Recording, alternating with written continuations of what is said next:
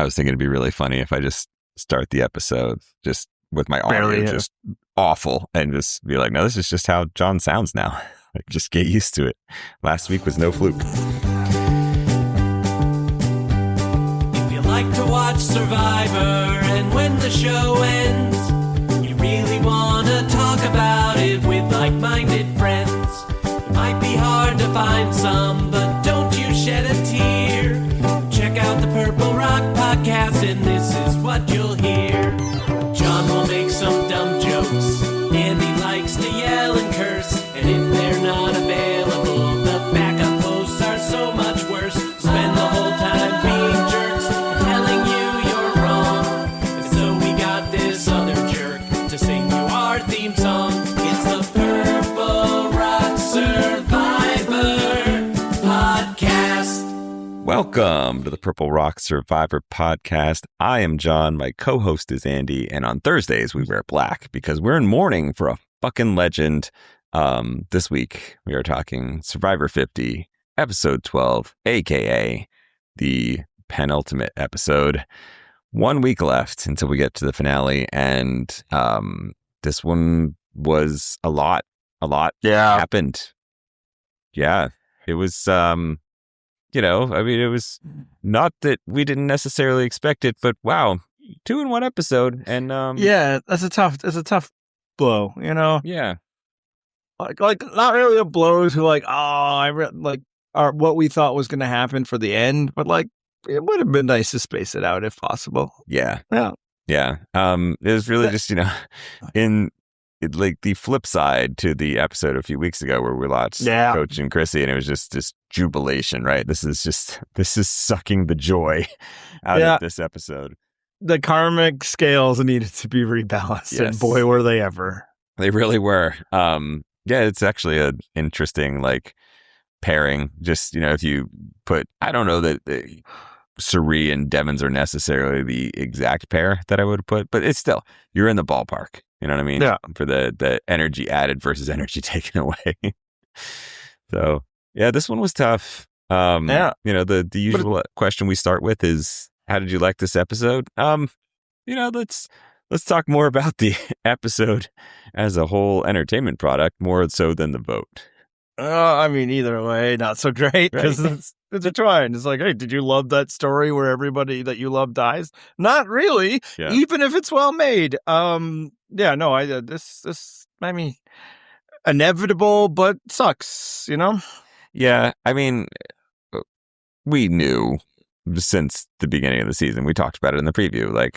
Cirie can't win, but it goes along and she does the things, and you're like, she's so good at this, and you want to hope. You shouldn't hope, right? Yeah, you're like, a window opened, right? But you're like, we know maybe she doesn't win, but final 5, hell yeah, she goes out at fire, gave it a good run, whatever. It's still what a thing, and then just denied right before the goal line. And I'll say this, I didn't. Like I said last week, that I understand people thinking that losing Ozzy because of the loose lips could be good short term for Cirie, but I knew, and I hinted at this. I said it that signaled the end of Cirie's chances to win.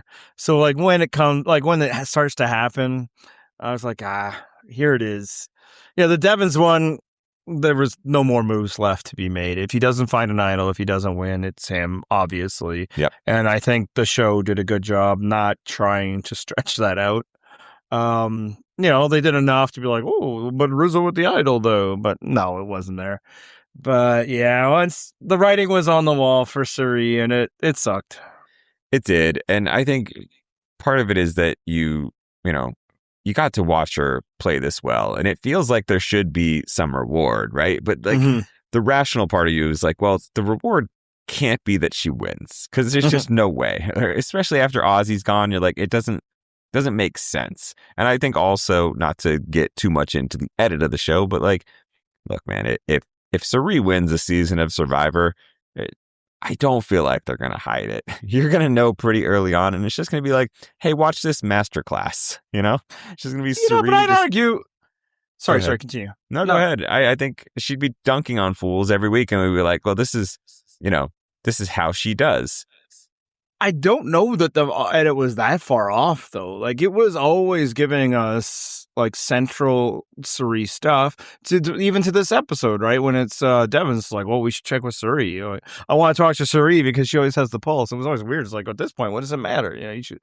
But, so, like, I don't know if this season, if she was to win this, how different, because they were giving her flowers throughout. They were giving her credit throughout. It's more just the whole time. It's like, yeah, but like that was, and that's what we said in the preview. And it's always true. When it comes to Cirie, she's great, but yep. And there was a window. There was a window that it all like I could. Like, I didn't fully believe because you're just prepared and guarded. Yep. My heart can only take so much. But they're like, could it? And that wasn't just false hope. The window was, I think Ozzy might take her. Right. And that was true by all indications. It's a possibility. And that's, again, why last week, like, it was tough seeing Ozzy go because of how personally pained he was. But also, it was like, now Cirie can't win. Right. That was it. Because nobody else is doing that, and you could lie and convince yourself. It's like, hey, Rizzo was really close to her. I never believed for a second that Rizzo would actively take Cirie to the end. No, that's the thing, is it was the rare player who would, and it genuinely felt like Ozzy was that player. Yeah. And so once Ozzy's gone, it's like, I guess. So then it's like, when, Yeah. And in some ways it's like, you'd be like, couldn't they have saved this for the finale? And again, like, I don't mean they in terms of Survivor. I think 90 minutes of obvious boot Rick Devens would have been awful. Yeah. Like, I honestly, I don't think there was 90 minutes of, Cirie either. Like, I don't know that we missed much. Obviously, like, slice of life stuff, but I don't know that they could have crafted too many counter narratives other than the ones that were going. These were pretty straightforward boots. Right. So, but it's like, couldn't you have voted somebody else out here, people, so that we could get Cirie in the final? Now, I don't know if, the first 20 minutes of the finale is getting rid of Cirie is that much better. Right. Maybe it's good that we have, some days to recover. We'll get into how much we're looking forward to it from here on out, but do it once. Just want a kick in the pants. So just a quick diversion here, because it occurred to me while I was watching this episode, like, obviously, Cirie is never a challenge threat, right? But I if you go back and watch that, it feels like she must have just, like, had her puzzle drop multiple times and it got to the same point every time, because it felt like she was on, like, never dropped, immunity forever. Like, as people are going, they're building their whole stack up and whatever, and she's just sitting at immunity. And she's not adding any other letters, none are falling, just in the same spot. And I'm like, is she moving? What is happening here? It was unclear. And then she grabbed the wrong letter. Yeah, I know. And I agreed, because, like, Joe was still ahead of her, and Joe got the moving just enough to be technically moving, which was, I laughed out loud. Right. Bravo, props. That was great. Yeah, I know. Maybe she just took a break. She's like, I'm here. Yeah. Slow and steady wins the race.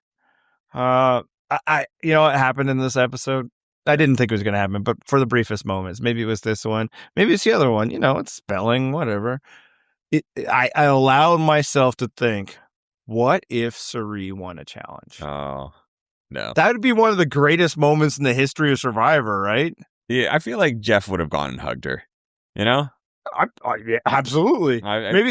Maybe like production, like the unseen producers, the cameraman, just just pan out to, like, the helicopter. I don't think that hopefully they don't have helicopter footage during a balance of stack competition. It'd be amazing. Like the drone footage or whatever, and just everybody's like, whoa! Yeah, I feel like even the other players would be like, oh shit, man, I gotta hand it to her. I was here the day that Cirie won. And, like, how much does it disrupt, really? It's like, okay, we'll get her next time, right. But that was the one thing. It's like, you could have gotten her next time. I don't know. We're bouncing around because, like, all we care about, like, we'll get to Rick Devens because he was a lot of fun. Yep. But all I care about coming out is like, damn it. I knew it, but still, damn it. Yeah. I mean, well, let's talk about where it went wrong for her, because I feel like there were different points where it felt like, well, if this thing had changed, then maybe, but like it's all these things together. It was just like, well, shit. Now we're doomed, right? Like I think the obvious one is Ozzy not winning immunity last week, or otherwise not being safe in some way, right? Yeah, like Ozzy getting voted out. Yeah, realistically, like if he had won immunity last week, I feel like that makes her even more safe, right? Because he's still got the idol. Like there's stuff that could have gone that pushed them both further in the game. But yeah, like him getting voted out with the idol, it's hard to come back from that. It's still possible, but it's so narrow odds. And then, at that point, then she's like, oh shit, do I stick with Rizzo?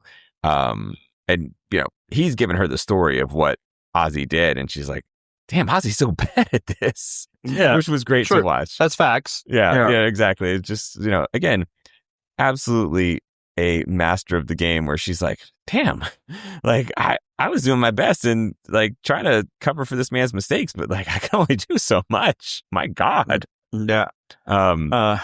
Yeah. So then she has to decide, is it Rizzo for her? And the thing is, she's got options because she's Cirie, right? Like she has relationships with people, and even the ones that she's not super tight with, she knows how to talk to them. Like we saw in this episode with Jonathan, right? Like I don't think he's her number one or anything, but she knows the things that she would need to say to get Jonathan to be like, huh, yeah, I hadn't thought about that, right? Like she plays people very well, and she's got Tiffany. I think, Devens would have been someone that would have played with her, just because he will play with anybody if it suits his game. So like, there was a cap. Yeah, but like I should, like, to be fair, like Jonathan got to Devens first, right? I think it might have been Jonathan and Tiffany talking to him, like to lay out the alternate like Rizzo plan, right? Right. So if Cirie's not doing that, it would have to be like an alternate like Aubrey plan or Jonathan plan or something, and maybe that happened, maybe it didn't, but she was outmaneuvered there. I think what ended up ultimately costing her, other than like the thing that always costs her, but like we're talking why she's out at 6 rather than 5 or 4, is she ran out of shields. Yeah. And like she talked about it throughout the season. It's like, hey, this person's acting out, right, that's one more in front of me. And like it felt, and she had a chance. I believe the Tiffany thing. I think that was real. I do too. I think that was a like distinct possibility, just because of the people who brought it up. Yeah. And the way, I mean, this isn't a huge leap. We saw them at the challenge. That was real. Right. Okay. So that would have bought her an extra day, but probably because that's then she's lost, like the two people that didn't want to vote her out, Tiffany and Ozzy. I'm not guaranteed that Tiffany is thinking to take her to the end, but clearly Tiffany did not want to vote her out because she did not. Right. Yeah, but like I think you understand why it happened, but losing Christian at that tribal council probably hurt a little bit more. Like if he had hung around a bit, like I think she just, like once Tiffany wins the challenge, I'm like, ah, shit, it's Cirie. Yeah. Like even before they started bringing it up, frankly, even before that, when she's talking to Rizzo about what the plan is, and Rizzo's like, it's Tiffany. And it's like, okay, what if she wins? And Rizzo has no answer for her. Mm-hmm. And Cirie kind of clocks that. I'm like, yeah, it's you. She's That's like, why. oh, shit. Yeah. Yeah. That's the thing, is like, as soon as he doesn't answer, again, she's good enough at the game to know, like, uh-oh, I know what that means. Yeah. And I had the same thought, because it's like, I can't make an argument for any of these people over Cirie. Nope. Like that. I mean, that's one of the reasons I don't know that we're going to be that excited about the finale. It's like, not exactly, a murderer's row here. Nope. So yeah, and she ran out of shields. Yeah, and so like, because normally they wouldn't vote her out right now, and I'll say I'm not sure if it was the best move. Like I think somebody's going to lose this game, and they probably won't think about it, but it could have been because they voted out Cirie here instead of somebody who had the chance to win immunity at 5. Right. But yeah, and like I know, like if Devens doesn't go the night before. That's Shield. Yes. Right. And then they definitely would have targeted Devens here. Cirie wins another day. But I don't know. She couldn't make that move. I don't think the move was there for her to make. Like, I don't think she just capitulated like, yeah, let's get rid of Devens. It's because it's like the only counter move was getting rid of her other ally, Rizo. Which honestly would have been fine because obviously he did not pay off as an ally at the next vote. But I don't think there was enough votes. I don't know that people, but what she could marshal, right? Because the people she could get on her side to vote include Rizo. Yes. Right. So they're like, Tiffany doesn't seem interested in voting out Aubrey or Jonathan. Right. Tiffany is interested in getting rid of Rizo. Rizo is obviously very adamant about getting out. Like, he's the one who put out stuff. Like, what are we talking about here? No, I guess not. No, that's the next vote. Sorry, there's 2 in one episode. Yeah, but yeah, like everybody else wants Devens, and I just don't think Cirie had it more. I don't think she could have changed it, even if she wanted to. What she needed was Rick Devens to be immune. Yeah, and I mean, I think part of it is that I think Joe and Jonathan in particular want Devens gone. Yes. I mean, I think fairly. I think other people that probably do as well, but I think part of that is that Devens feels like a lock for at least a certain number of jury votes. I mean, at bare minimum, probably Emily and Christian, right? Like, so at the very least 2. And then at that point, it's like, well, I don't feel like, you're looking around at the other players and you're like, I don't know that any of these other people are a lock for jury votes other than Cirie, right? Yeah. So it's like, well, okay, once you got Devens gone, well, who else is a lock for jury votes? Yeah, man, it's Cirie. Yeah, and I think, credit to Jonathan and, Rizo. I'm not going to give credit to Joe because he said personal vendetta. Yeah, the argument, well, I guess, so really Jonathan Aubrey, really, because is what I'm about to say. The argument is like, oh no, Rizzo's more dangerous because he's idol. No, he's not. He's not. No. It's like, he's not more dangerous than Rick Devens. And I think both of them are like, yeah, I don't care if we ever flush Rizzo's idol because we're not voting for him here and we're not voting for him there. So that was really Tiffany's bugaboo. And I think that has more to do with her history in Survivor than the actual threat levels between Rick Devens and Rizo. Yep. So it's like, they throw that in and sure, you talk about it. And Jonathan, is smart to listen. Like, oh yeah, tell me. And at the end, they're like, yeah, but no, we're just going to vote out Rick. Okay. Because yes, I think he had a very good chance of winning against a lot of them. Yeah. In a friend jury. Agreed. He has friends and it's like all his shit was in front of them. He's the most entertaining aspect for the jury. Yep. But also yeah, okay, he doesn't have an idol now. Can we say that it's not going to happen again? Well, we know we're pretty confident now. Let's take the shot. Well, that's the thing is, Jonathan had been babysitting, and so they were at least confident that he didn't have it then. But if you keep rolling the dice, Devens is going to keep searching whether he's being followed or not, because why wouldn't you? Who cares at that point if someone finds out that you got the idol? You just need to save yourself. And speaking of rolling the dice, he played a dice. He did roll the dice. They don't let you roll them, but yeah, it says that's the other thing. It's well, he's gonna play a shot in the dark then. So let's all vote for him, and then if he's immune, then we'll vote out somebody else. Right. I imagine at that point Rizzo probably plays his idol because he does, mention that he's heard that his name was out there. Right. But no, it had to be Devens there, and I don't as great a player as Cirie is. I don't think she had the ability to not make it Devens in that moment. Nope. Especially because she's lost influence with Ozzy being gone. So that's the way it is. So I don't it would have been better for her. If Rick Devens had survived that vote, Cirie would still be in the game. Yeah, I mean, for one more as vote, long as he isn't immune for the very next vote, right? Right. But again, then she's out at 5. Really, it was all about Ozzy had to stay in the game, which I think has flipped a lot of people who were I get it. You're just hurt people lashing out. You're in that phase of that, this is the anger or the blaming. The twists are just making this. No. Cirie did not lose this game because of twists. Right. This was the most basic ass set of 2 votes it could have been. This is Survivor for most of its history. We're at the end game. who is the most dangerous player not currently immune? Yep. Rick, then Cirie. And he's like, yeah, okay, a twist took Ozzy out, but like a twist also gave her a leg up to get rid of Coach and Chrissy, right?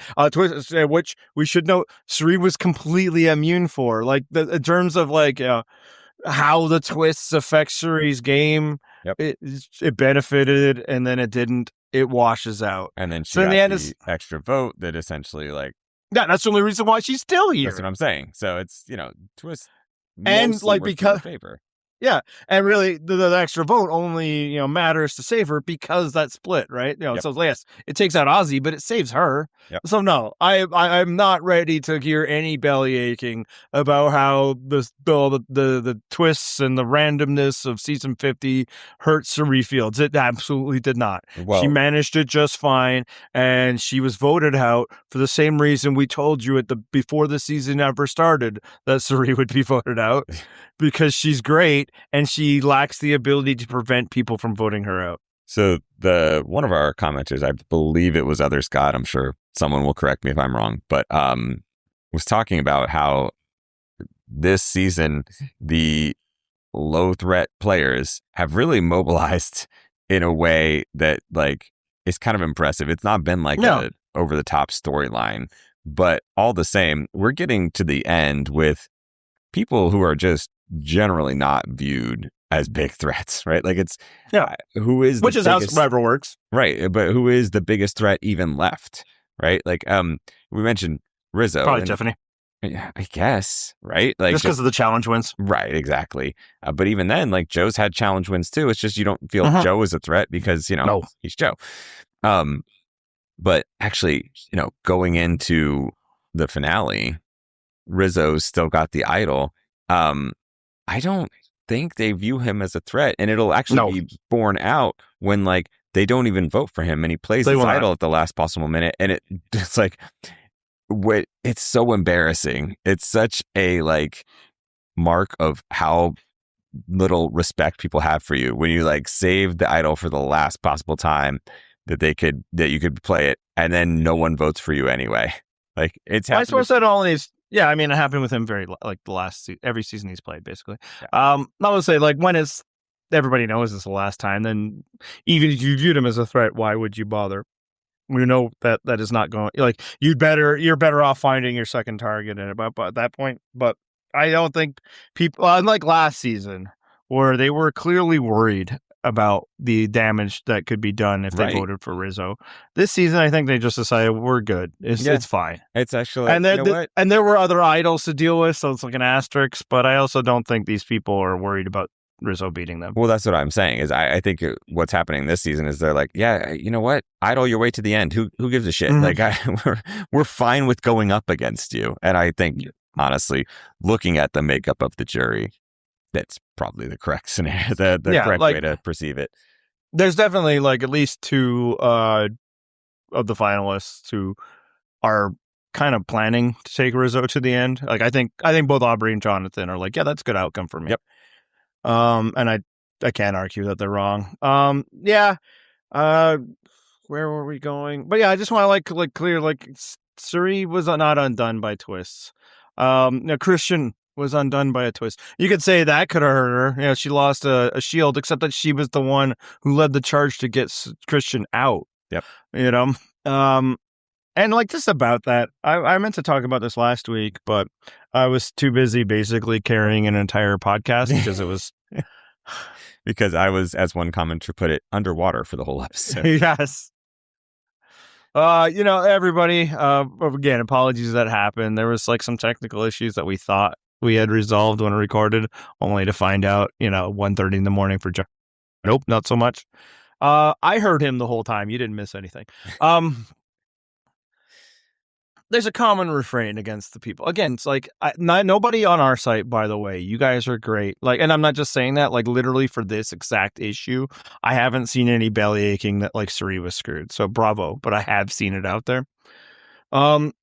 There's so many people just complain like it's so random, all these twists, whatever. Well, for one, if you're not excited about this final five, that's why. That's why Survivor doesn't just let it be the straight up game, because This is what happens. This is what Survivor is. Who's the best player among us that's not immune? Let's vote them out because we want to win. The show introduced things so that sometimes that doesn't happen, right? And obviously from the very beginning, there were challenges. But none of you guys respect challenges anyway. So they had to throw in other stuff to try and change your standard issue, your 9 times out of 10 end game of Survivor, so that other interesting dynamic players could possibly be at the end. Like, wouldn't it be amazing if we had more than one, or right now 1? Right. So that's why it exists. And then people are like, well, that's random. How would people ever play for this? And I'm gonna say, yeah, it's random. That's the point. Right. If it wasn't random, you'd plan around it. And a lot of these people still plan around people. But there's this idea that if you inject randomness into a game, it's no longer pure. And I'm like, have you guys ever played cards? Well, that's the thing is like, you mentioned what happens is if you don't, then the players just plan for the game and they plan their way around the game. And you end up with the most boring possible outcome. So you have to have some level of unpredictability in the game because that's the only way you're going to shake it up. Yeah. And that's not unique to Survivor. That's most games. Yep. Okay. I bet some of you are really awesome at board games. Do any of them have like random elements as core part of the game? I would venture to say most of them, like not chess, but if you're drawing a card, that's fucking random. If you are rolling the dice, that's fucking random. You could have the best Catan strategy, and then suddenly sick comes up. Randomness is important to make games like repeatable and fun. So yeah, when you're complaining like that twist, that was so random, how could they plan for it? It's like, yeah, we didn't want them to plan for it because it would be boring. This is what happens.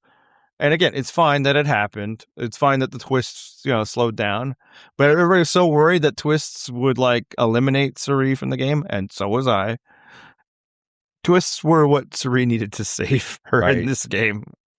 Right. As I said earlier, like if you go back and look at how the twists bore out, more often than not, they were advancing her game or directly saving her. So, maybe she never has any influence in this season if Coach and Cirie are still here and they just eliminated, Rick Devens or Aubrey 3 weeks ago, I like how you just said Coach and Cirie and like, wow. Wouldn't it be my God. I just want to say Cirie is still here. But yeah, it's like, you think that you're being smart, like, oh, it's poor game design and introduce randomness. No, most games have randomness as part of it. Even sports have randomness. And it's like, hey, the wind was blowing, so that kick missed. These things are actually kind of necessary for the enjoyment. Your field goal kicker could make every kick in the season and then misses a gimme right in the playoffs. Yeah, if anything, the randomness can actually make things really memorable, right? Like in the exact situation you're talking about, like if, you're expecting, oh, this field goal is going to hit, right? Like, because it's hit 100% of the time in the regular season. Like, that makes it a memorable moment because it goes wide right, just out of nowhere. And you're like, oh my God, that was an unexpected result. Like, that's why they play the games, as a certain ESPN guy used to say all the time. I'll just say, as a former Minnesota Vikings fan, it did not add any excitement. I figured that was the specific one you were talking about. But yeah, pretty exciting for the Falcons, but not so much for me. Right. But I mean, it's, there's a certain element, as we always say, of luck in this game, right? Like you can play the best possible game, and at some point you're just going to need some luck. You can do everything you possibly can to get yourself out of situations. Sometimes you're just going to be in situations you absolutely can't. Like, I mean, we've seen like great players just screwed. Like, there's just no way that you could have gotten yourself out of those spots. But, there's also times when people are put in difficult positions and they do somehow overcome it. And like, you have to respect the fact that like these players were able to overcome that. I mean, like Aubrey last week, honestly, as much as we want to say Cirie was screwed by Ozzy, being split apart from Ozzy, it's like, Aubrey was the one that was mostly screwed by that. And, it just ended up that Ozzy, backed his way into being voted out. Right. I mean, it's just she kind of lucked into a mistake that Ozzy made and completely took advantage of it, at least if we're believe the order of events, which I think is probably pretty accurate. I think that was definitely an own goal by by Ozzy. And then, Aubrey exploited it, as she should. That's a good move. Yeah, and so, like, a credit for her. And, like, one last thing on Cirie, because, this is mourning how, like, in the end, she'd run out of cards to play. She'd run out of shields, but even her failed attempt this episode to save herself by putting the heat on Aubrey was just one final reminder of how fucking good she is. Because she doesn't have a lot of cards to play. She assesses what she's got out there. She's like, well, I have this thing. And even there, she finds the better twist in it. Because, yes, it's Rizo that tells her and tells her not to tell anybody that she knows this. Well, putting the heat on Rizo wouldn't help, because he has an idol.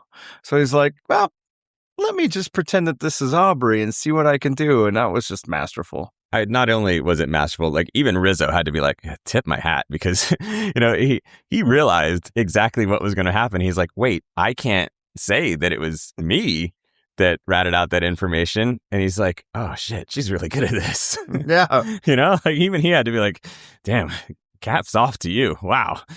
Well done. Even though, ultimately, obviously, I think he probably knew that she's gone either way. It's still just like, ooh, damn, what a move. Yeah. That's why she's the best. That's right. And even like a smaller thing, like, we're at post-challenge and she's talking with Tiffany and it's like, and, Cirie sniffs it out. She knows what's up. And Tiffany's like, no, you think so? It's like, if you don't stop saying that I'm not in trouble, it's like, how do you not see this? So great. She is. She's a legend for a reason, and we were lucky to have her on this season. It really bore out the fact that, like, she's just so good at this. Greatest to never win, etc. But, like, regardless, even win or not, she just adds so much to a season, and I'm glad that we got so much of it, right? Like, it did feel like we got a lot of content with Cirie just being a absolute master at this game. I think you can argue, and maybe it's not true, but you can argue it, that this might have been her best game. Because she had the most, like, the first episode is somebody coming after her because of her legend, right? And that person was right, but then voted out. Like, she had the biggest target to battle off herself, and she was able to do this much, In the end, it ended up the way we knew it would. But yeah, and it's like best to ever win. I mean, I'm confident. I'm happy to give her that because I love her and I don't need to interrogate it that much. But even more than that, it's like Cirie is the best in Survivor history at the stuff that she's best at. Yes, like now her skill set is the things that she excels at.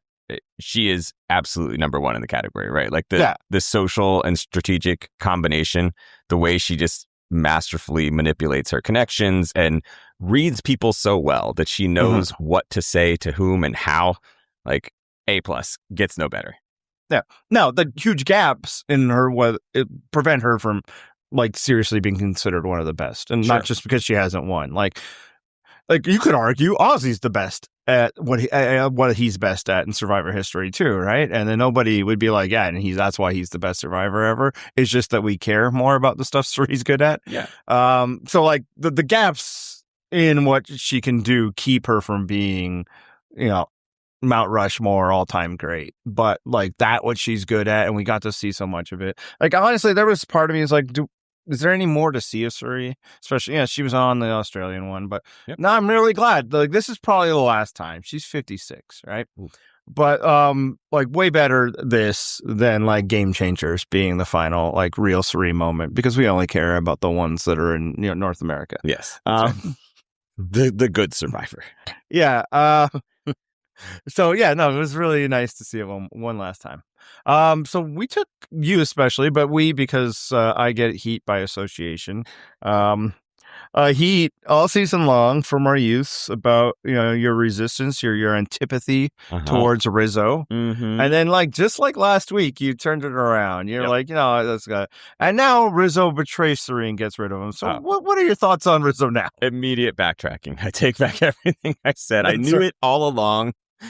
Yeah. No, I mean, not only fuck Rizzo, fuck his entire generation. That's You're all right. dead to us. I was going to do some of the hit him up lines. I'm like, I don't think I should say any of those, actually. Fuck Rizzo as a staff, a record label, and a whole motherfucking crew. crew. Yeah. No, I mean, all the things I said last week about Rizzo, like he is, I think, very good at this game. And I think, it's not going to get rewarded in this season. No, I don't think so. Completely confident. Whether he plays the best game or not, he's not going to get in front of that jury and win because they are a bunch of olds. And, yes. And Rizzo, despite being, 26? I always get confused on this. He reads as so much younger, and that jury's going to be like, screw you, youth. We're giving it to one of the old heads. Yeah.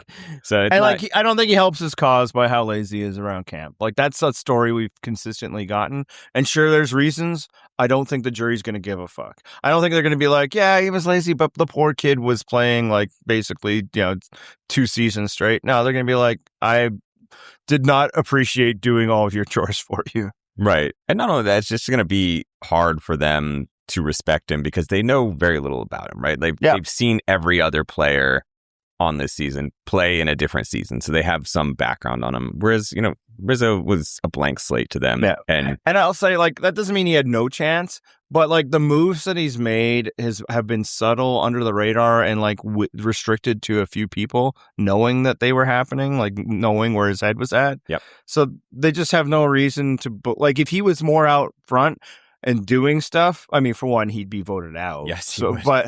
but if he was able to do that, like he did, in 49 and then still survive, then I think he has a chance. But like, I don't know how well most of the jury will know what Rizzo's really been doing.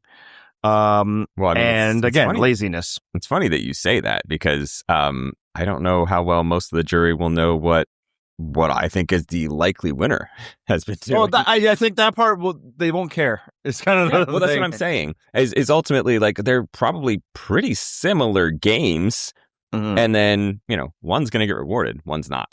So, but yeah, no, like I bear Rizzo no ill will for voting out Cirie. Nope. It was the right move. I never. Again, he's not an idiot. He's definitionally, Rizzo does not care about second place, third place, fourth place, sixth.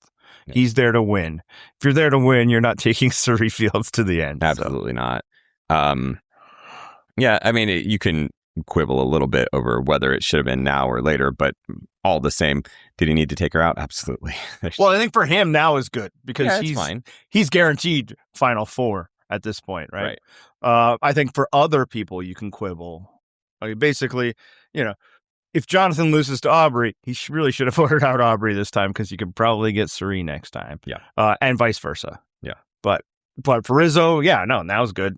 Well, we had talked earlier about, the other Scott's theory that, it's all these quote unquote lesser players, what Tony once called the hyenas, that have kind of banded together, although not like a explicit canonical alliance in any way. It's just sort of worked out this way, right? Where the shortest blades of grass have risen up, which again, no disrespect necessarily intended to them. It's just like, these are not the legends of the game. But it's now worked out that, they've been getting rid of the biggest threats. And one of the people that came into this season with the lowest possible profile is Tiffany.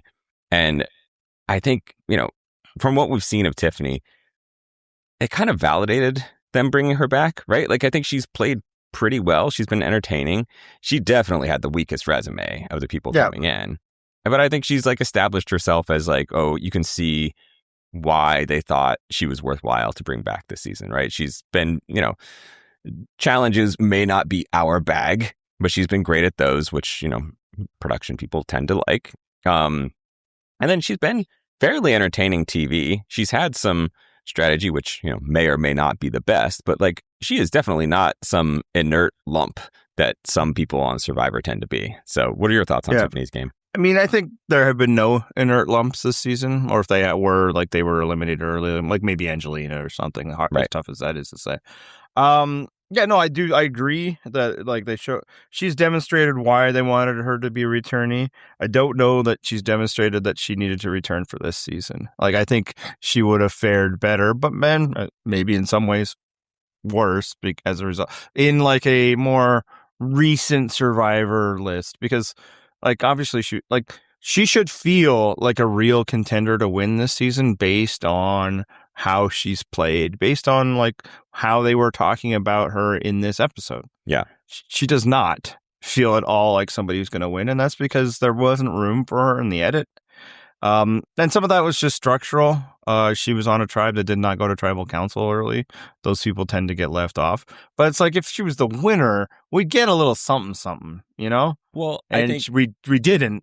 And I think that's because, I mean, she's the 24th most significant figure of the season as it starts. Yeah, which I think, we haven't put a lot of emphasis on this, but like the people playing this game all realize this is the 50th season, right? And, do you want to give a $2 million prize to someone that has not been especially important to the franchise, not a very big name within the franchise, right? So I kind of wonder if that's been in the back of people's heads as they've been making their votes, getting rid of certain people, to where the group that's left now, Aubrey's really the only lingering name that's had like she's the only person who's played a 39-day game, right? Yeah, and then also this is not her first returnee season. Like she's as she said, she's played 130 something days. She's played a ridiculous amount of Survivor already. The edge of extinction inflates that, but that's true of a lot of the people who've played a lot. It's true for Boston Rob, Ozzy when it was called Redemption Island. But I guess another point on Tiffany is that this is the 12th episode, and I believe this is the first time that we've had a segment for Tiffany.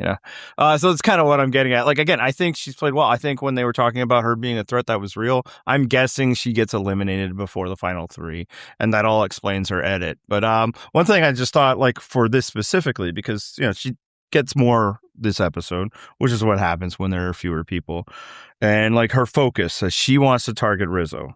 Because she's insulted by the idea that he still has this idol. Right. And like, that's 100% about her getting voted out with an idol in her pocket and everybody else her season doing the same, right? Yeah. I mean, but it makes sense because like, why does this punk get to do this? And like, I had it for like a hot minute and I was fucking gone. Well, that's the thing is we talked about earlier on in the season how many people came in with the baggage from their previous seasons, right? Like, this is her baggage, she's like, wait, what the hell? This isn't fair. I got targeted. How come he's not? Everybody comes in with their own personal biases related to their previous experiences in this game, and that's hers for sure. Yeah, and prior to like Rizzo, she was on the train to like for a couple of weeks. Like, let's get rid of Ozzy. So like, I think it's as a central part of it, and I absolutely think it's baggage. And like, you see it even at tribal council when like if anybody has anything they want to play and Rizzo doesn't get up, her eyes just kind of flare like, this motherfucker.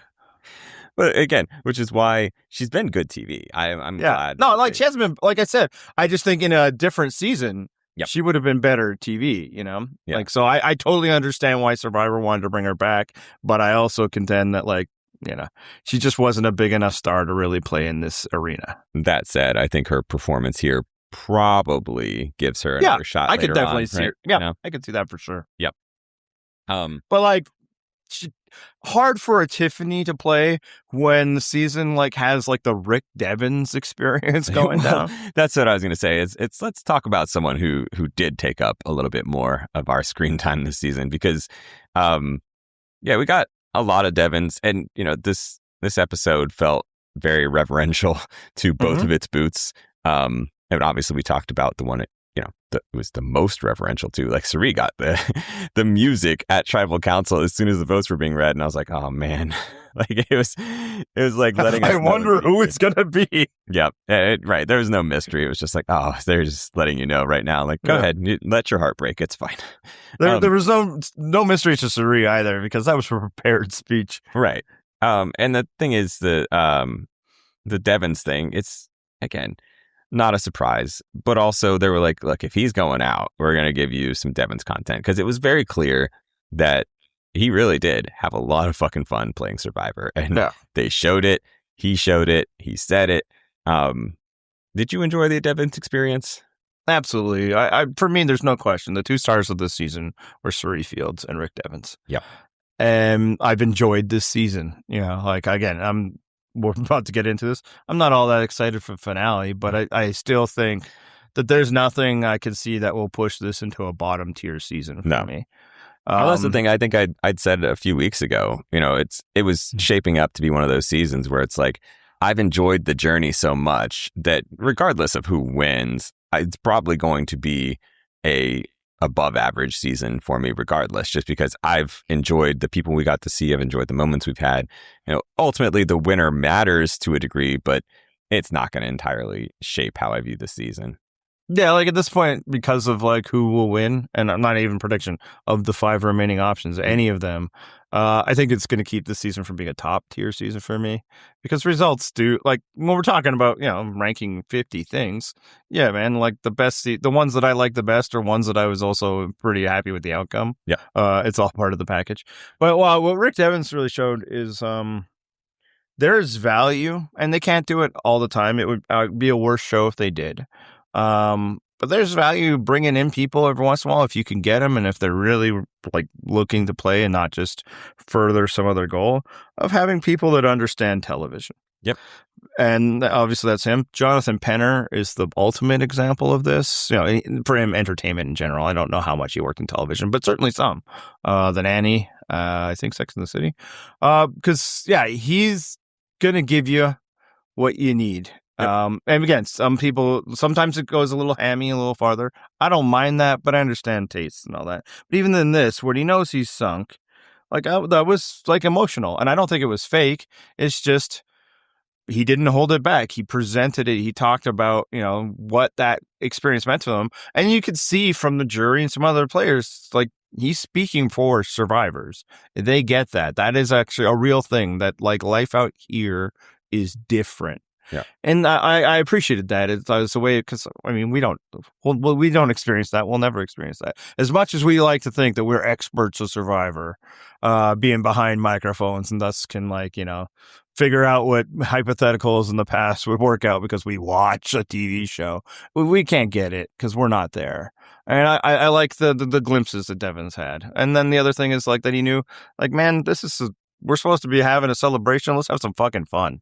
I mean, I think it was a combination of that, right? Like, I agree with you. I think the emotion that you saw in this episode was real from him. I think, you know, last week, his spectacle, probably a little laid on thick, you know, but... Yeah, he talked about that. Like, if he started, there's some genuine, but he was making the camera people laugh. So it's like, I'm just going to... Right. He's going to make people laugh if he has not. And honestly, I think that's also part of being like a dad to a very young kid. He's like, I'm just going to do the goofy shit that gets to laugh, right? Like, I get it. However, this week, I agree. I think the emotion was real. I think part of that, too, is probably because, you know, he had felt like so screwed, right? Like he had hit the bottom. He's like, I'm doomed. And then he gets this lifeline, right? Like he, by a coin flip, just like stays immune, doubles the jackpot, like gets in an idol, and he's like making these moves. He's like, yes, it's like this could actually come together. I could come back from extinction now. He's like, you know, he correctly pointed out at the time, like, things can change day to day. People might need me. And so I think he, like, kind of believed that and was like, oh, well, you know, maybe things are going to turn around for me. There's still a chance. And then he just got to that point again where he's like, shit, there's no chance. It's really done. Like, damn it. And yeah, so I think that what we were seeing in that moment was him just accepting the fact, like, shit, I did everything I could. I really thought I could have turned it around, and now it's done. Yeah. But ultimately, for me as a viewer, watching season 50 was fun. Agreed. And Rick Devens, I think, was a big part of that. And he more, like, he represented that ethos better than anybody. This is fun. Yeah, and I think people get caught up on, like, well, he's not a great player. Yeah, no, I agree. I think he wasn't a great player. But it was, again, he was making the experience fun for us as a viewer, fun for himself, which I think translated to us as a viewer. And then, you know, there's something to be said for that. I mean, I talked about Emily earlier in the season being like terrible gameplay, but I was enjoying watching it. You know, it's not everybody has to be an absolute master at this game. for me to praise them in some way. And I think I very much enjoyed Devens as part of this season.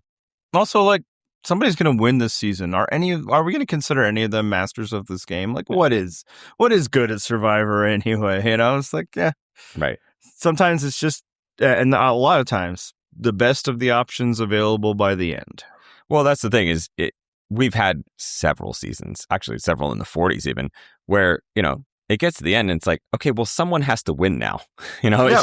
it's like, ultimately, were these the best players? No, but you only have so many options. One of them has to win.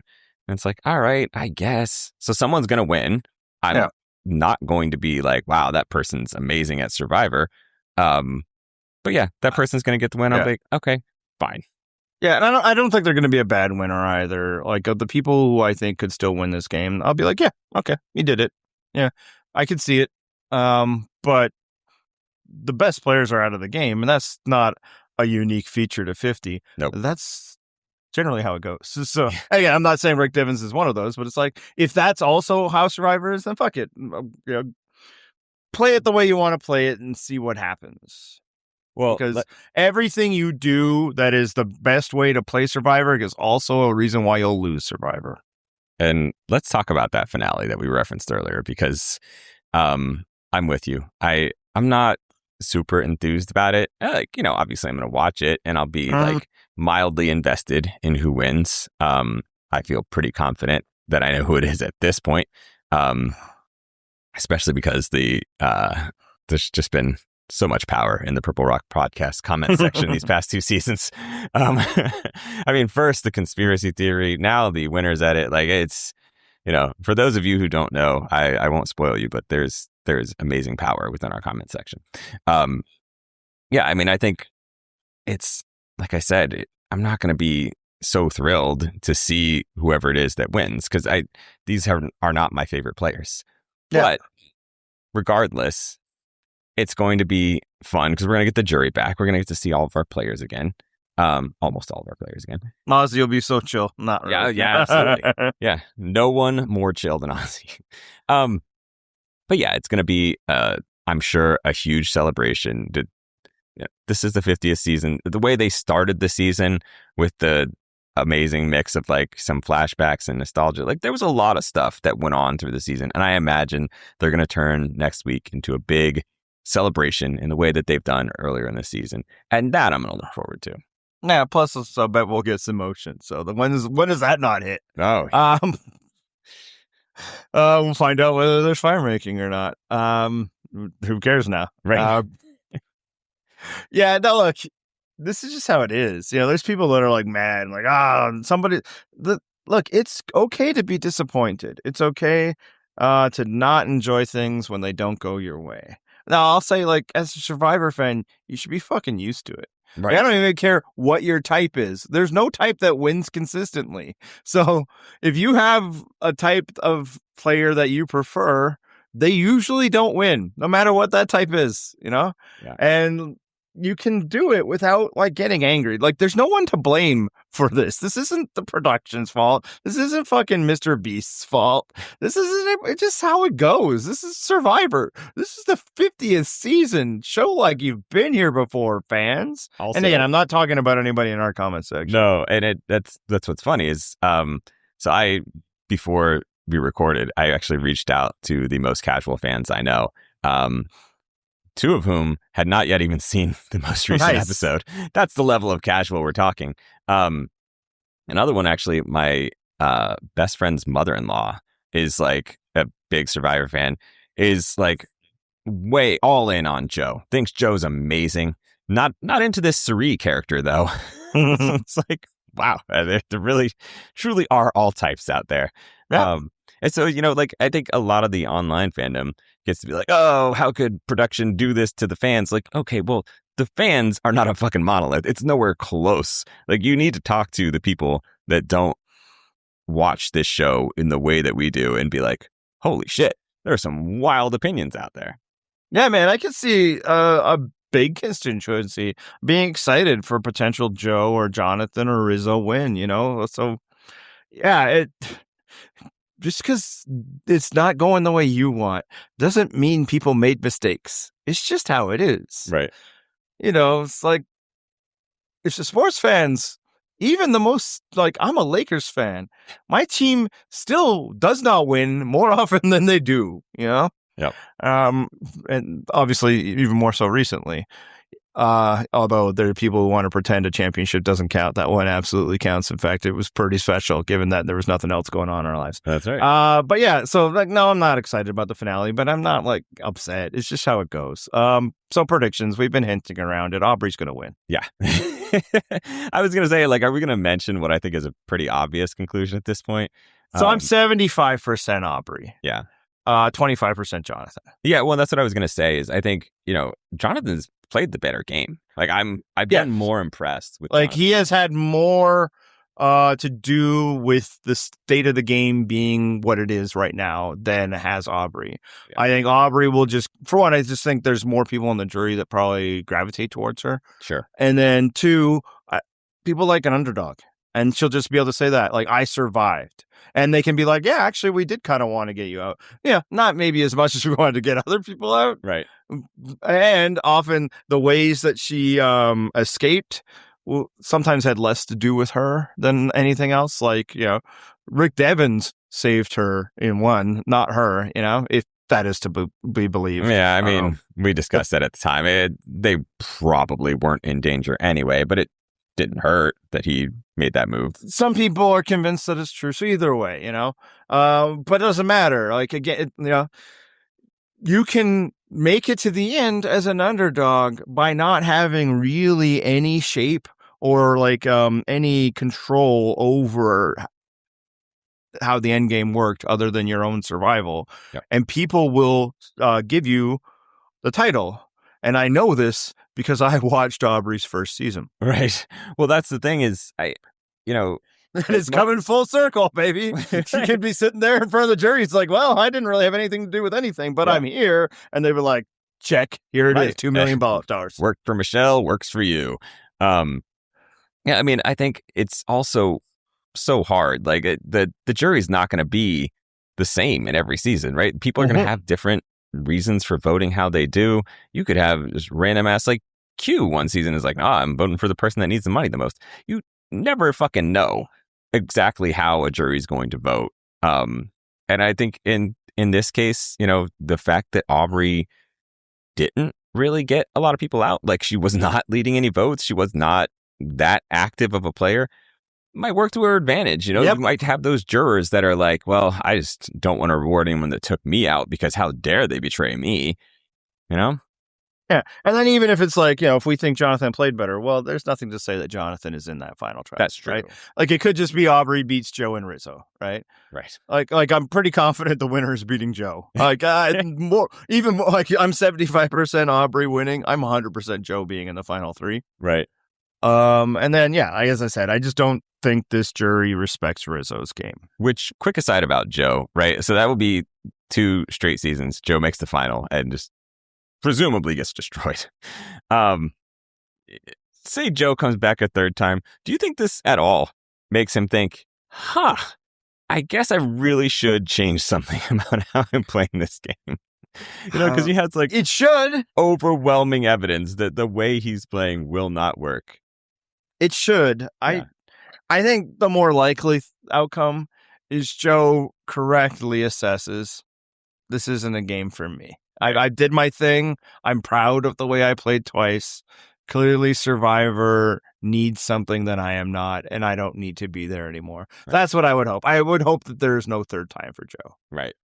And not just because, like, I found him so much less interesting this time than the first time around. Yep. And that's going to happen because, well, so returning seasons should have a lot of interesting people in them.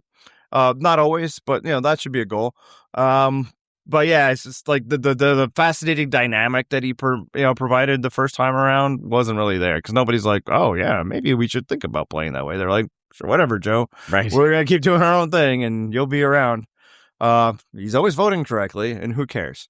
Hey, if Jonathan does win, however, and I want to get this out now because I don't think he's going to, do you think all the people that have just fucking hard-ons for managing their threat level will give Jonathan Young credit for doing just that?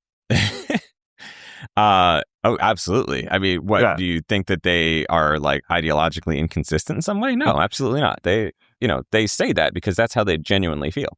Yeah, it's all about that. It's like, the most effective way of managing your threat level is to be not a threat at all. You weren't managing shit. You actually sucked, but then somebody had to win. But that's the thing. Like Jonathan, a player like Jonathan traditionally has a threat level, right? Yep. Just looking at him.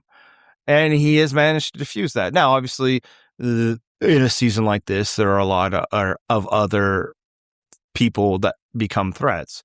But like all his alliance partners were taken out, and he's still not just in the game, but like people are coming to him. He's making decisions. He's working with people. So if you care about that sort of thing, you should be, promoting how he's played. But maybe you don't want to. And in some ways, I get it. Again, making assumptions here. I doubt that he has politics that I really enjoy. Like, it's not really. But I think he's played well. And if he were to win, I'd be like, meh, he played well. He deserved it. Yeah, it's kind of like the Rizzo thing where I don't like Jonathan, but I respect the game. Like, I think he's played well this season. For me, if now these 5, pick your winner, I'd pick Rizzo. Like, that would be the person I would enjoy winning the most. I just don't see it happening at all. I think exactly. That would probably be entertaining for me, as much as I occasionally find him very grating. He actually did the RIZGOD confessional thing again this week. Like, no, why? We were doing so well. There's fewer people now. He has more time for him to bust it out, I guess. Yep. But yeah, it's the one thing that I wanted to say, because I'm not going to allow it to be, I'm just setting up a transition for myself, is that Joe really, he hates the snakes. And I say that because we got an excellent fan mail this week. And I'll read it. Attached is a photo, not taken by me for now, of the paradise flying snake, also known as the paradise tree snake or the garden flying snake. Native to the lowland tropical forests of Southeast Asia. Actually, I'm not going to keep reading this.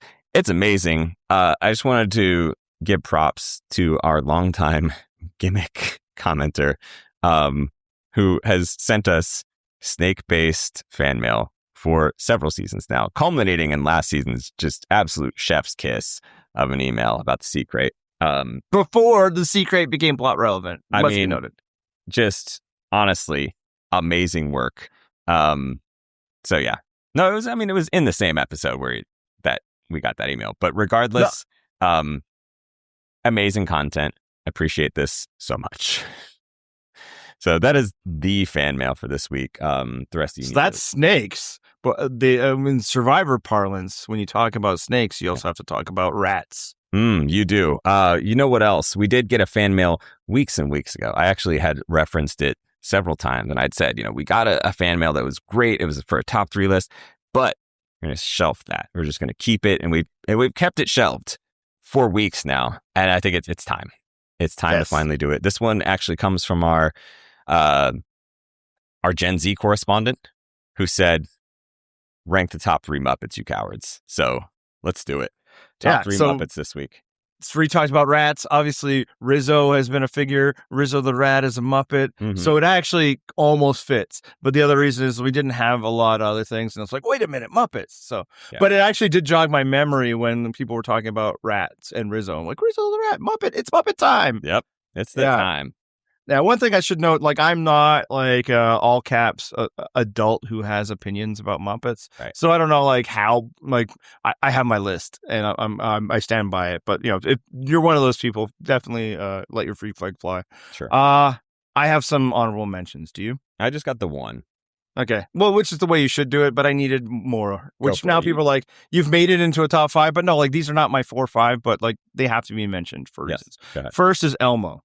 Okay. Fair. Oh, and I should note, for me, Muppet is any Jim Henson puppet that appeared in a Jim Henson production. Yeah, absolutely. So Sesame Street, Fraggle Rock, all that. Yeah. And so Elmo, like, I'm too old for. Like, if he existed at all when I was watching Sesame Street, it was just Red Monster Muppet. Like, I don't think he was a character, right? And then his heyday, I did not have children. And then when I did, I showed them Sesame Street a few times. They didn't care for it. They didn't care for Elmo's world, right? Right. So, like, I have no connection that way. But why I wanted to give Elmo an honorable mention is he's the king at, like, viral, like, social media stuff, right? Yeah. Like, so within the context of, like, Sesame Street and Elmo's world, that's for preschoolers, whatever. I'm not going to judge it either way. But I dig Elmo videos. His rivalry with Rocco, like, yeah, and the way that basically I probably most consume Muppets now is, funny clips shared on the internet. Yep. It's often Elmo, so hat tip to that. And then the other honorable mention is just because of who we are and what we do here, we probably need to give a shout out to Statler and Waldorf. Yeah, absolutely. Not to spoil it for you. That's my number one. Okay. For that exact reason. Sorry. We could have just waited. The thing is, they had to be my number one because, again, like, who are we? Yeah. This Now I wish I just didn't. I just felt they needed to be mentioned, but they didn't make my top three. No. If I knew that you were mentioning them. No, you're good. This is how you know we don't plan ahead, folks. That's right. No, they deserve to be my number one because, again, they do what we do, right? They the Muppet version. Or I guess we should say we do what they do. No, really, no. They're the originators. No, they're clearly copying the masters of the art form. So my honorable mention, I kind of knew this was not going to be yours. Sam the Eagle, because fucking USA. Amazing character. Again, I'm not a huge Muppets fan, and I similarly mostly get my Muppets content from clips that I've seen over the years. But the Sam the Eagle stuff and him being just like the obnoxious American, yes, absolutely. Honorable mention. So for my number three, a boring pick, a chalk pick, but it needs to be like Kermit is the most well-rounded. Like, he's the only Muppet that you could tell full stories with. Everybody else has their, like, comedic role within a story, but, like, you can center, like, movies or whatever around Kermit because he actually has thoughts and feelings. So I felt he needed to be on the list. He's essentially your straight man around the absolute nut jobs that are the other Muppets. Yeah. Yeah. My number three, speaking of absolute nut jobs, Beaker. Nice. Just all over the place. Absolute, like, the epitome of unrestrained anxiety as Muppet.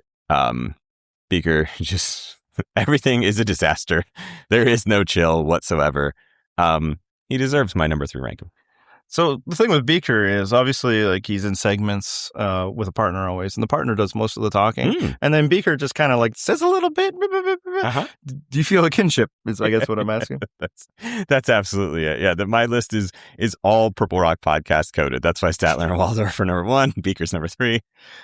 All right, I went with Gonzo at number two because I loved him and he's crazy and funny. All right. Again, it's following the theme of Purple Rock podcast coding. My number two, Oscar the Grouch. A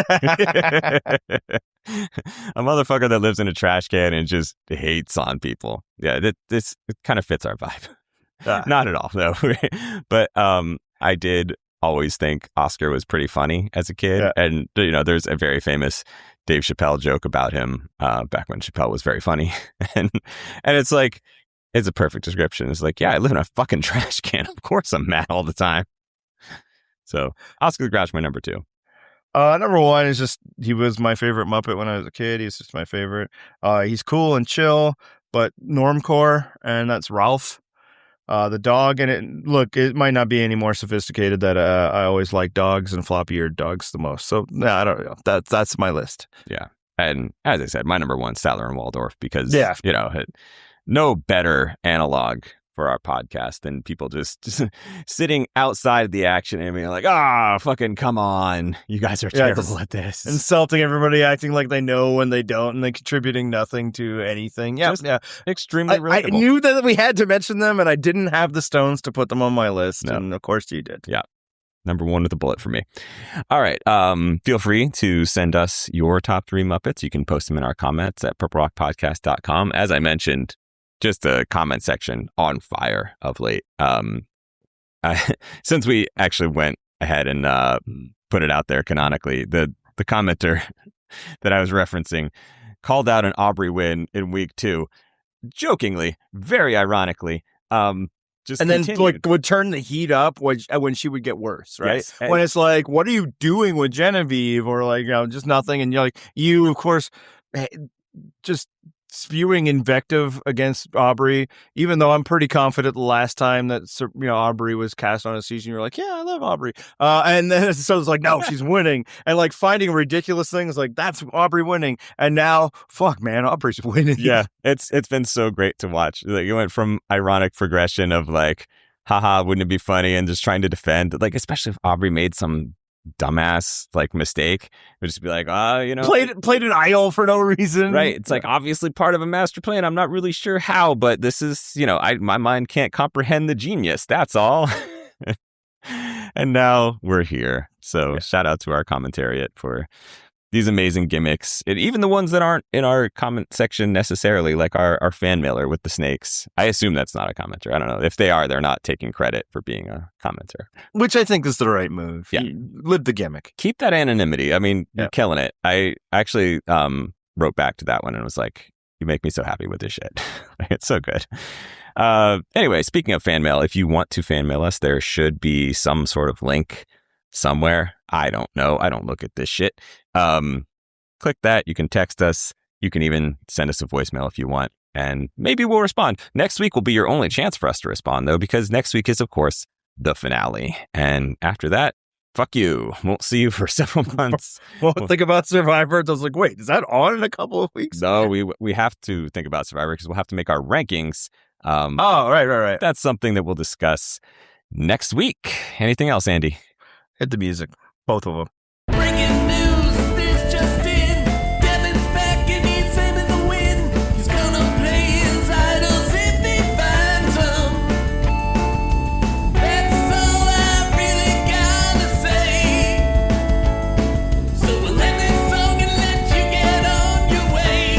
Good luck, Devens. Oh yeah. Oh Cirie, you're so cool. You're so cool. We can't wait to watch you come in like 6th place once again.